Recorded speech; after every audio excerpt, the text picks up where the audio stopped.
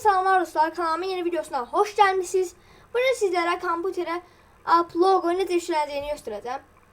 İlk önce Google Chrome'a açın.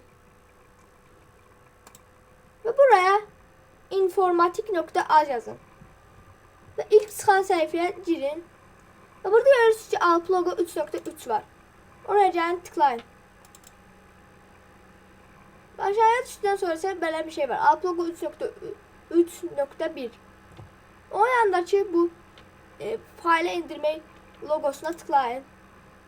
Ve gördüğünüz gibi faili indirir. İndirdikten sonra ise o failin içine girin. Yani o faili atın. Gördüğünüz gibi fail bende atıldı. Ve bu Alp logo 3.3.1 gördüğünüz gibi bu faili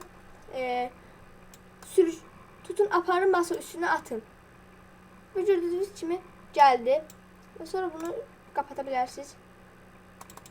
Ve sonra bu faili atın. Ve dostlar gördüğünüz gibi Alp logo bizde yüklendi.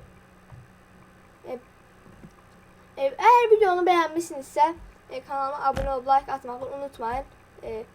Sağ olun, salamat kalın.